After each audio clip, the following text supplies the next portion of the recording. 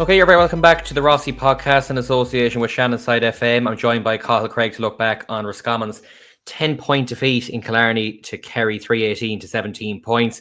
Cathal, first off, look, there wasn't too much expectation on the team going down to Kerry. It was almost a free hit in many ways. Some positives, some negatives. 10 points in the end, probably a bit wider than, most would have liked. But what was your own thoughts on the game, just to start off with?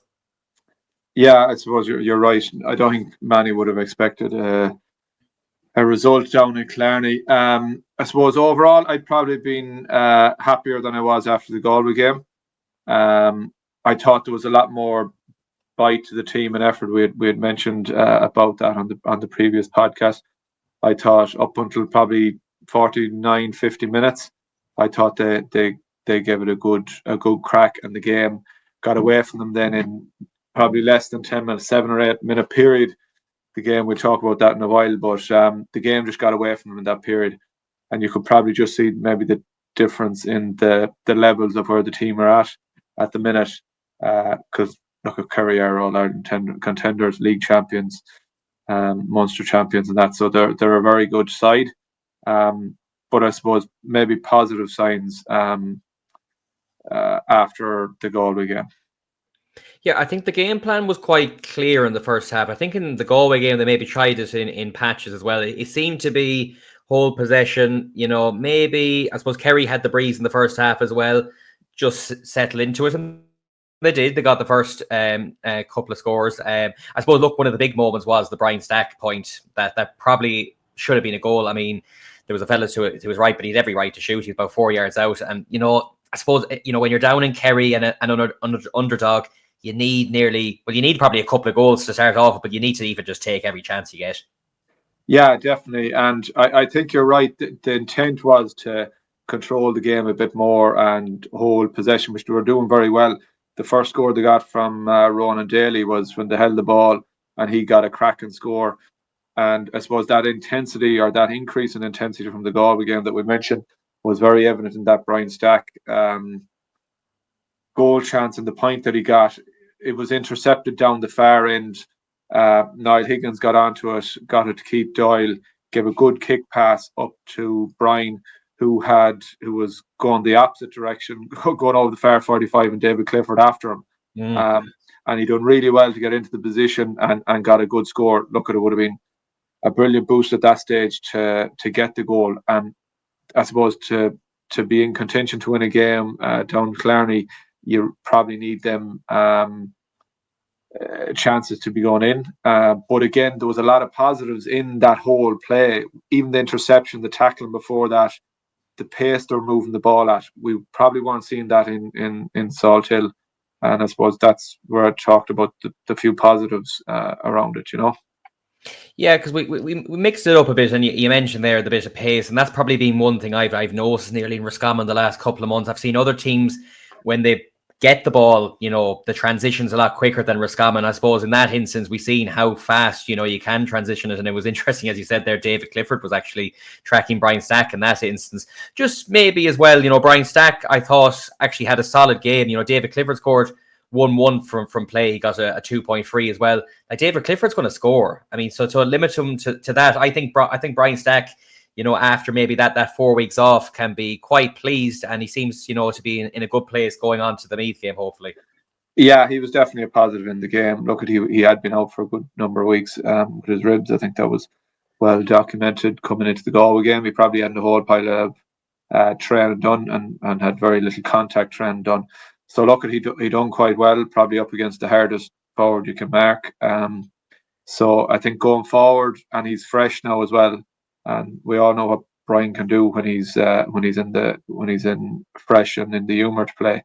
And I also thought Ronan Daly was a huge positive as well. I mentioned him here. He got the first free. He got a very good 2-pointer as well.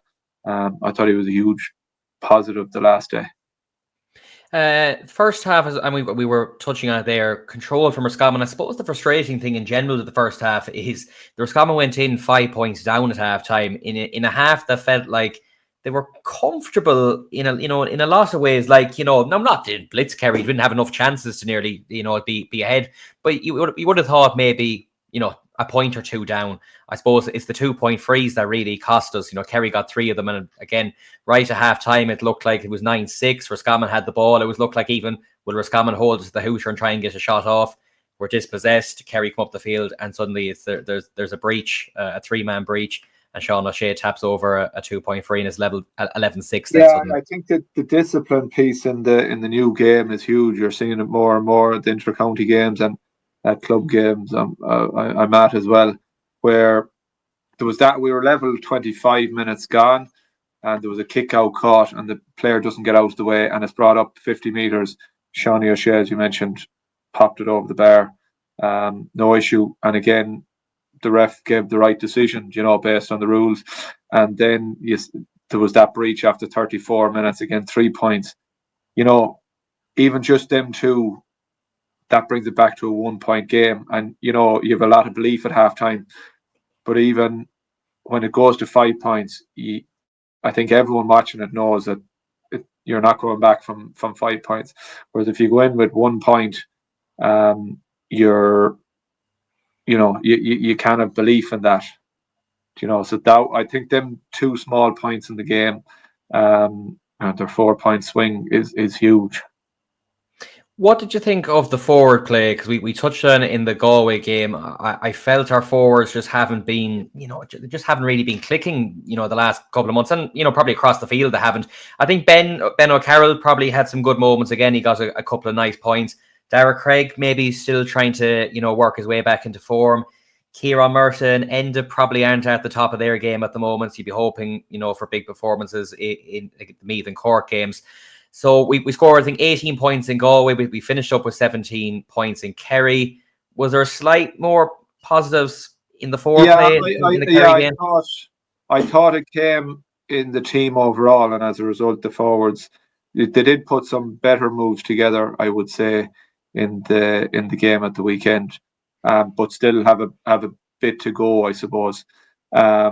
And I think a lot of that comes down to maybe the intent that we talked about earlier. There was just more intensity in it. There was more control in the play, in terms of the foot pass and the hand pass and even around the arc. Ben O'Carroll was central to that. So I see that going in a forward direction, but I suppose we won't know till the next day when they're playing Meath. I suppose Meath are a good side. They've better Roscommon already this year, but they're still not at the level of a Kerry. Does the control style suit Roscommon? I mean, maybe in these type of games against Kerry, and we've seen Dublin in the past, you're playing a bigger team. You don't want to play into their hands. Against a Meath and a Cork, does this control style of football suit Roscommon, or would it more, a fast game with your likes Darragh Cregg, Conor Hands, those type of players? Does it suit them type of players, a controlled, maybe more slow build-up style? I think against the better teams, realistically, you have to probably control the ball a bit more, because the reality is when you give the ball away against a Kerry or a Galway, you're just going to get punished. We've seen that. We've seen the difference in the levels. We've talked about that. Even though Roscommon are going back up to Division 1, like even within Division 1, there's a big difference in the golf, the top 3 or 4. You've seen Dublin and Galway the weekend, really, really good. I was at the Ulster final last weekend, and my God, the intensity and the I suppose the execution of the basic skills is unbelievable of the teams at that level. And Roscommon are still at a good level. We mentioned, they're going into Division 1, but some of them teams, them top 3 or 4 teams are just really good. But I think you'd get away with maybe playing a bit more of an expansive game, which might suit our forwards, if the team play comes a bit more. But also we have to be very wary that Meath have bet us already this year. It's going to be a huge challenge. Yeah, because I suppose the challenge is, and we don't know what's happening inside the camp. I nearly compared to last year. It's quite similar to last year. I think it was probably a disappointing loss to Mayo and Connacht. You go into the group, I think some decent spells against Dublin and Croke Park, but we end up losing maybe by 10 again. We actually lost to Mayo in the next game, but we got it going. We won the game that we needed to win against Cavan and Tyrone. We got it going. I suppose it's trying to keep, some sort of belief within the camp, because there's not really, unfortunately, at the moment, when you'll know as well, within the county, there's a lot of negativity, unfortunately. There's not too much being positives, maybe since the Cork League win. There's only been one win in London, that's it. Yeah, there is definitely quite a bit of negativity, but I think people have to be realistic. Going back to the conversation we had a few minutes ago, is that Roscommon, we said it on the podcast the last day, is that like people thinking Roscommon are going to beat Kerry. It's probably not going to happen. There's very little chance of that happening at the weekend. So a load of negativity then towards players and management when that doesn't happen, I don't think is fair. I think we can probably judge them more fairly when after the next two games. They're at provincial final, they're top of Division 2, hoping to get to Division 1. They're a team that's at about the same level as Roscommon, and Cork are middle to lower Division 2 team. So I think it'll be a fair assessment of where exactly Roscommon are at after the next two games. And to be fair, everyone mightn't have been happy with the way Roscommon played throughout the league, but they still got back up. They got promoted. That was the goal, I suppose, at the start of the year. They have got back up to Division 1. So I think it'll be a fair reflection after the next two games. And I suppose maybe people will justify the negativity if they don't go to plan. But I think you have to be fair as well with who you're playing.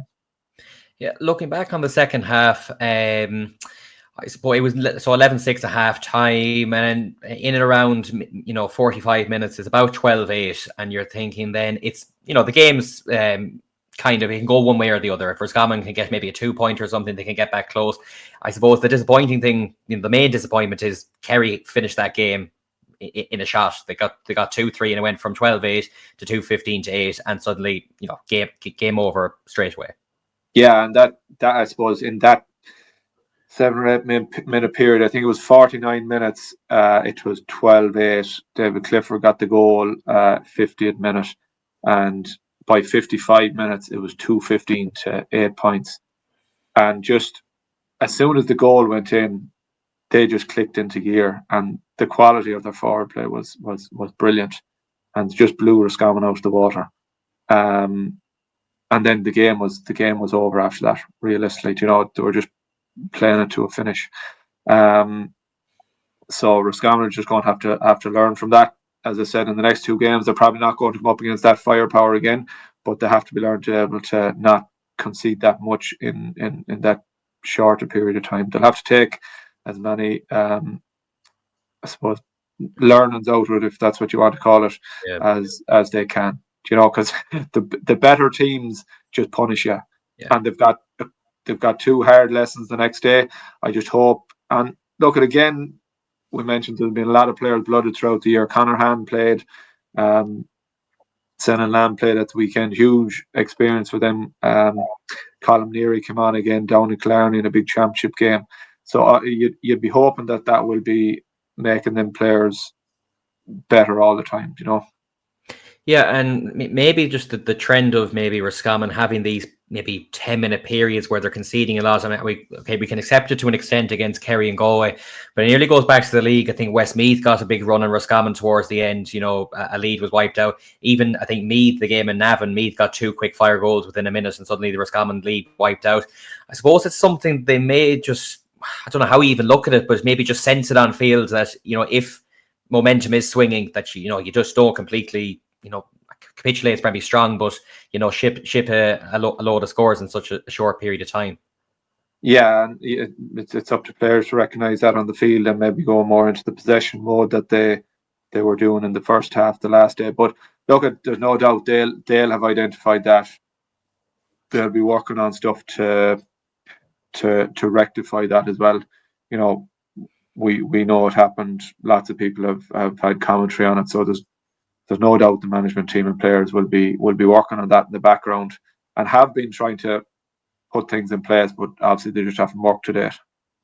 And maybe even just the kickouts, I suppose, we're maybe still, getting you, as is every team, by the way, on the kickouts, that there's not really many you can put short nowadays. So we're probably maybe just still maybe that bit behind in terms of our midfield play, or maybe getting breaking ball, or getting, our percentage-wise of kickouts compared to a few other teams. I think we're still maybe just even getting up to that. That could be something to be looking at.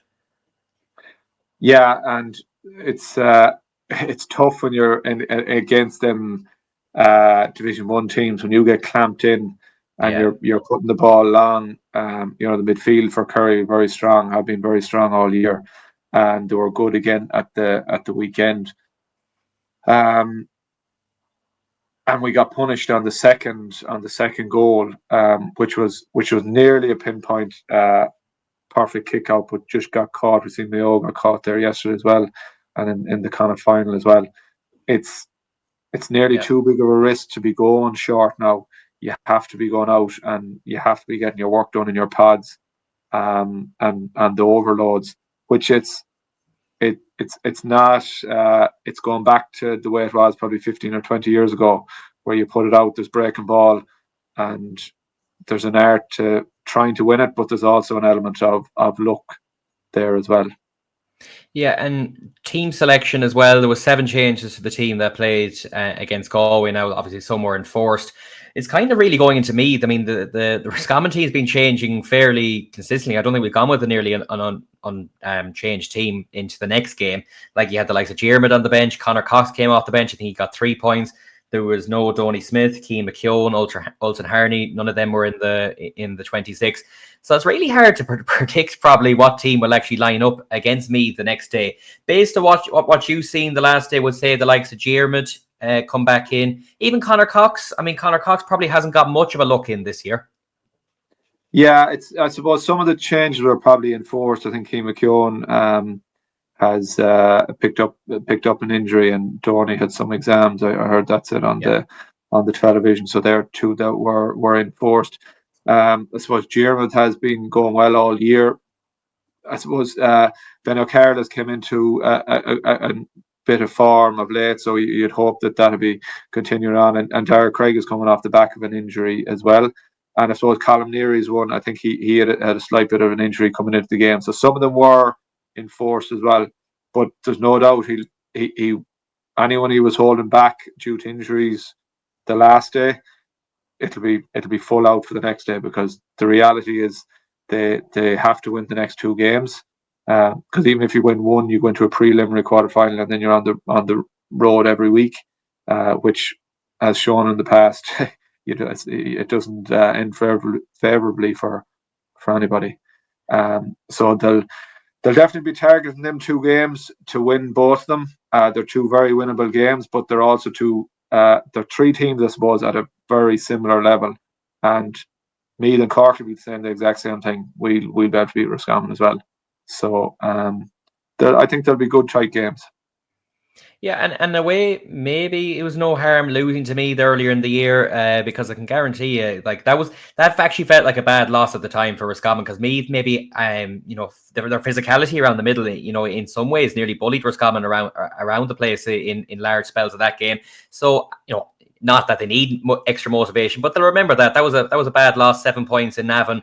And, this is it. This is championship football now. This is nearly these 2 games. This is where the real stuff starts.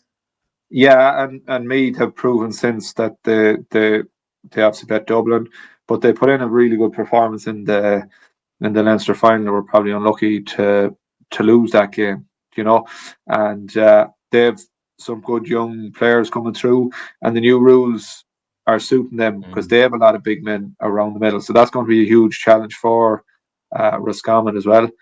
Probably need a small bit more in that sector. But I think Eddie Nolan and Keith Doyle, I think they're probably the most partnership that has been together all year and done quite well for long periods in the game the other day, and both got scores on the board. So it'll be a tough game. Yeah, and look, finally, I suppose the advantage of being in the Kerry group is that you get this 2-week break. If Roscommon were drawing in either these groups this weekend, they'd actually been out the following weekend again. So they get the 2-week break, and I suppose it put the heads down for the 2 weeks and get ready for, you know, a championship game in the Hyde. It'd be the last game in the Hyde for the year for the county team, unless, well, obviously, hopefully we get maybe a home preliminary quarter final. I won't jump the gun there, but you know, I suppose for everyone, you know, to get out, hopefully, you know, even with the supporters, to get behind the team in these 2 games, and hopefully, you know, salvage something from this championship. Yeah, and like if you it'll be really important that everyone gets out and gets behind the team. As I said earlier, they've got promoted back to Division 1. The Galway game didn't go well, but this game is a huge chance to turn the year. You know, you could end up in an All-Ireland quarter-final very quickly, and if you got a bit of momentum, you know. So it's important that everyone gets behind them and gets going. And there's I think it'll be a really good game because the 2 teams will be really, really well matched.